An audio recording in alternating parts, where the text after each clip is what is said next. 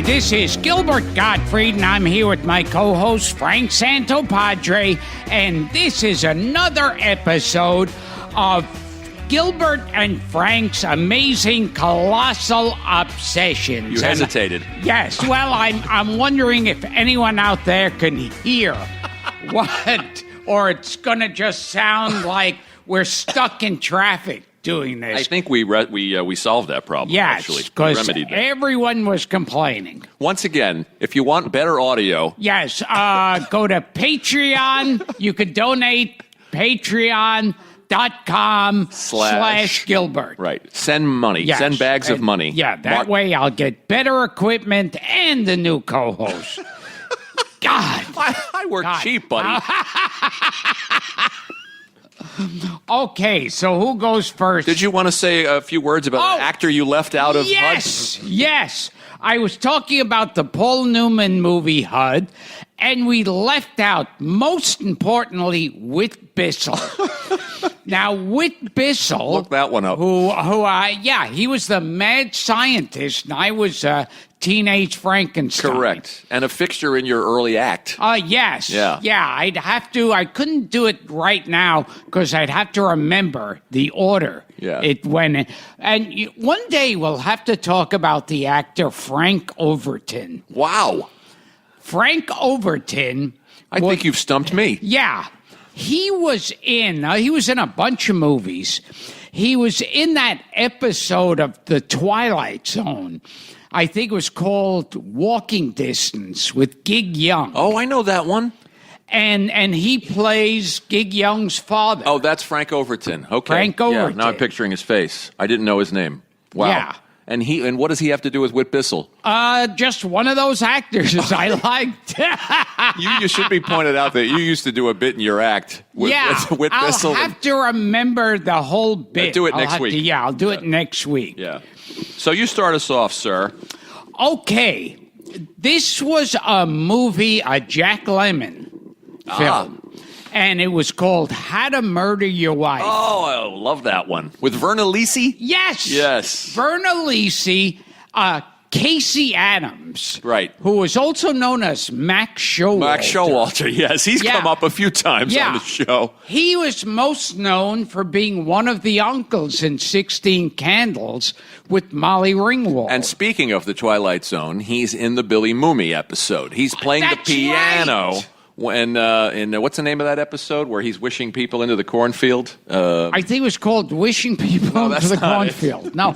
Oh, I'll think of it. But yeah, that's Max Showalter. Yeah. He was and he was also, most importantly, with Lon Chaney Jr. in The Indestructible Man. Yes. He turns up in everything. He's in 10, the Blake Edwards comedy with Dudley that's Moore. right. He's the priest. And he's in all kinds of stuff. Yeah. I think he's gone now. Yes. But why did he change his name? I think Showalter might have sounded too German or something. He was Casey, acted as Casey Adams. Casey Adams. Originally, he was cast as Max Showalter. And also in the movie, God. Well, there's Terry Thomas. Right. Love Terry Thomas. And I'm forgetting. I'm getting a mental block on this actor. Oh, give me a hint. He's like, I always thought like the voice of Homer Simpson. Really? Was kind of like him. What was he in? Oh, God. He was in How to Murder Your Wife and That's My Boy with Jerry Lewis. Oh, my. Can you look that up? Let's look up. Yes. Let's have Dara, our wonderful researcher. How to Murder Your Wife. Don something. Don Murray? No.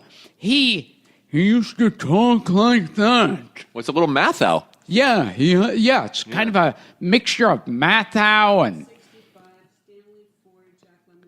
Yeah. Who was the director? Is it Richard Quine? Richard Quine, Read the cast. Jack Lemmon, Verna Lisi, Terry Thomas. Eddie Mayoff. Eddie Mayoff. Okay. I know Eddie Mayoff. His name was character actor Eddie Mayoff. Oh, and Jack Albertson is in it. Yeah, Jack Albertson, too. I didn't remember him. And Sidney Blackmer, who I think is in Rosemary's Baby. Yes. Right. And the music is done by Neil Hefti. Oh, the Batman guy. Yeah, Neil Hefti. The Batman guy, Wow. and also da-da-da-da-da-da. Sure. Da-da-da. The Odd Couple theme. Now, Neil Hefti always had that same beat in most of the songs, but there was something irresistible about Neil Hefti. It's like, and I think the music in this movie's terrific. The versatility of him that he could compose the Odd Couple theme and the Batman theme. Oh, which are such different animals. Yeah. He was terrific, and so the music here is very upbeat. I've got to see this again. And Terry Thomas, of course, is great. Jack Lemmon's great. Eddie Mayoff. What's the plot, real quickly? Jack Lemmon. Don't rush me. Okay. Don't try to slap me into shape. Now. It's a 15-minute show. Okay. Jack Lemmon plays a kind of playboy, swinging playboy cartoonist. Mm-hmm. And he's got a popular cartoon of a secret agent who gets into these adventures, and Jack Lemmon has to act out each one of the comic strips before he does it. Such a 60s plot. Oh, my God, yes. Yeah. And he, quite by accident, gets married to the beautiful Verna Lisi. Yeah. And whatever happened You could do worse. Yeah. Whatever happened to Verna Lisi? She was like a poor man's Gina Lollobrigida. Yes. I don't know. Yeah. Well, again, a lot of these actresses that disappear. Yeah. Good film. Yeah. I have good memories of it. Yeah, it was a lot of fun. I've seen it in 20 years. I don't know how audiences now would respond to it because it was of that 60s mentality. Yeah, almost like a Frank Tashlin kind of a movie. Yes. Yeah, exactly. Yeah. Got to track that one down. Who's the actor again? Eddie Mayoff? Eddie Mayoff. A little Matthau-ish. Yeah, there's a little Matthau, a little, I was going to say a little Homer Simpson. When Homer Simpson started, it was Castellaneta was doing Matthau. Yeah. And then they changed it to that type of voice. They went a little in the direction of Crazy Guggenheim. Yes. Interesting. Surprise you, but it's got to be one that you know. It's a Lee Marvin. I'm just going to say cast members and see if you come up with it. Okay. Lee Marvin, Angie Dickinson, Dean Wormer from Animal House, John Vernon. Now, was this the one that Mel Gibson That's right. remade? He remade it as Payback. Yes. There was this Point Blank. Very good. Yes. Point Blank. Yeah. Is it a movie you know?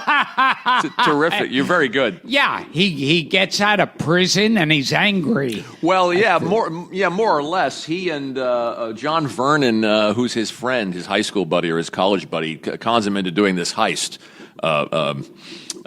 This job, and then double crosses him and takes his money. Yes, and shoots him and leaves him for dead in the closed Alcatraz. They actually shot in Alcatraz only a couple of years after it was shut down, and it's a revenge story. He's left for dead.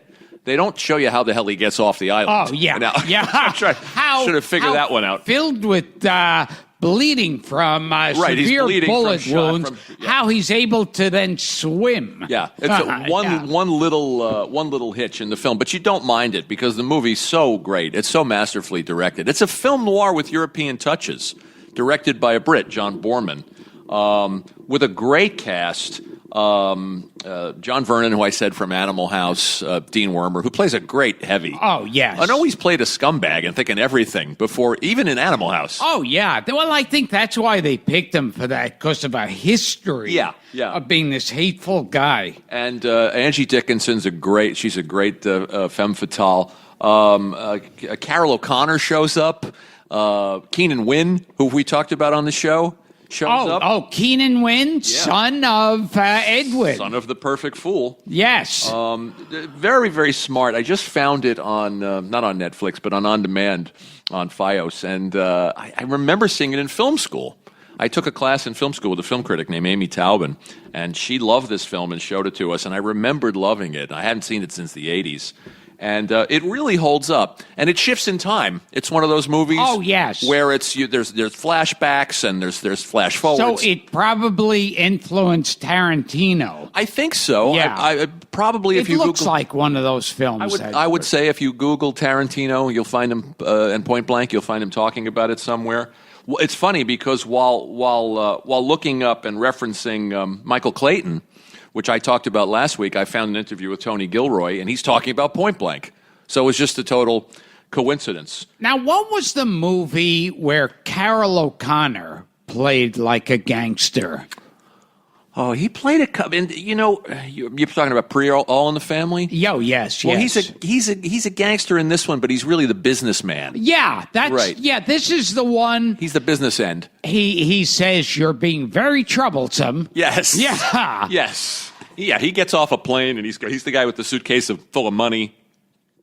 I don't want to give too much away, but he's funny in it. He's actually the comic relief in the film, and it's a pretty dark film without a lot of levity. And because I remember them talking about it, where that was one of those films where they started to show how the mob was becoming just part of society. Yeah, pretty much. Well, 'Cause the mob he- has his money. Yeah.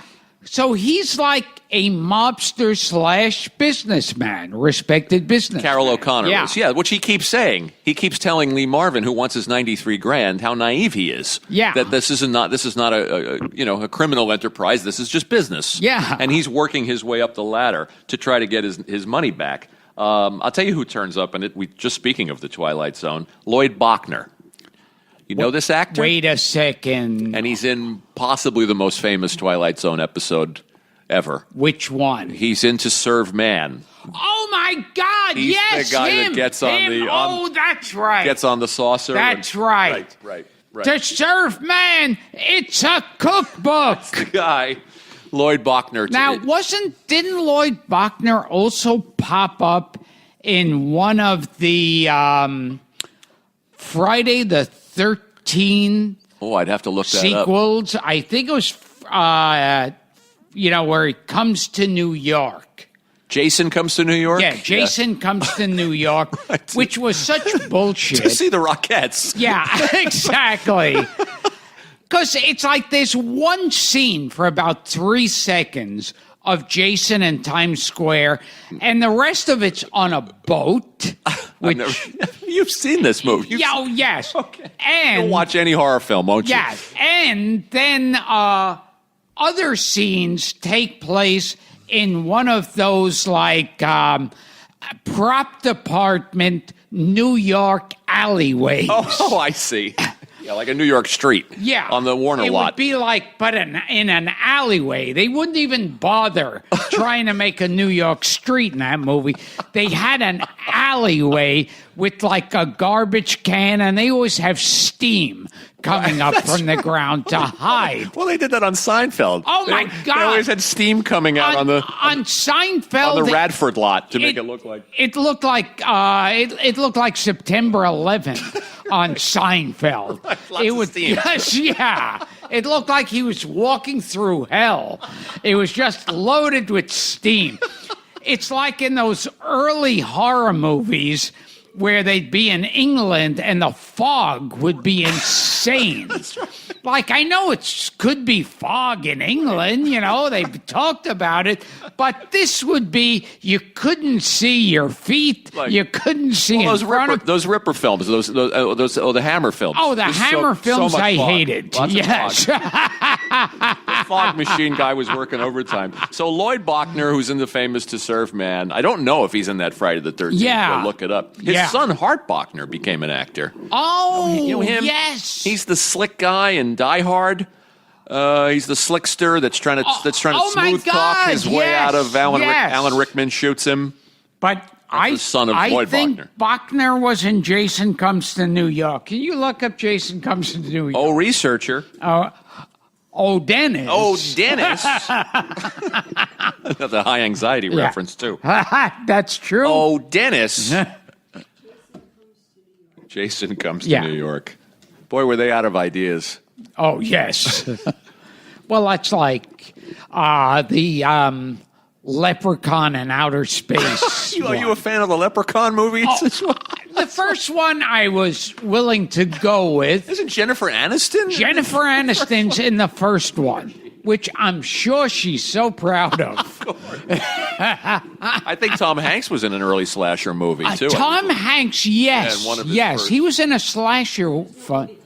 There's no movie called Jason Comes to New York? Friday the 13th. Something. Well, we'll edit. Friday the 13th. We'll edit Jason this Comes part. to We'll New York. trim this part.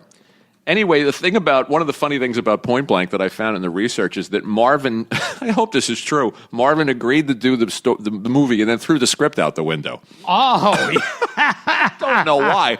But Payback, the Mel Gibson remake, was supposedly so terrible that some critics said they used the script that Marvin threw out the window. oh yeah? Yeah. But it was more based, I think, the Gibson remake, was more based on the original book. I think it was a story by Donald Westlake, who wrote The Hot Rock and lots of other stuff. So you're thinking of Lloyd Bachner from something else. A different Jason movie. See, so I was wrong about the Friday the 13th. Maybe he's in one of them, and he's just Yeah. not in the one where they come to Maybe Manhattan. not. Anyway, Point Blank, with a great cast, Keenan Wynn. Marvin is at his most corrupt and violent, and it's just a really And stylish you talk film. about Marvin Kidman. I'm talking about Marvin Yes. Kaplan. Yeah, Marvin Kaplan. He's going nuts. Try to get that reference. So the movies are Point Blank. Oh, Top Cat. He's around Marvin Yeah. Kaplan. We got to get We him. got to get him. Got to get him. I think he's one of the last surviving cast members from It's a Mad, Mad, Mad, Mad World. He might be the only. He might be the last one. He might be the only Because living we lost person. Jonathan Winters and Sid Caesar recently. Milton, yeah, Milton and Milton's Berle, gone. And, yeah, got it. Falk's gone. Ethel Merman. Yeah. Oh, Dorothy Provine might be alive. Oh, She's in it. We'll look that up. Arnold Stang's gone. Yeah, most everybody's gone. Yeah. Jerry Lewis. Oh, is still Jerry's alive. in it. He Jerry, runs over the yes. hat. Yes. Right. yes. Okay. So there you go. There you go. But Kaplan had a substantial role. Yeah. In it. So Point Blank, and your movie is How to Murder Your Wife. with the fetching Verna Lisi. Yes. And we'll do the research and figure out the mystery of this Lloyd Bachner Friday the 13th. Yes.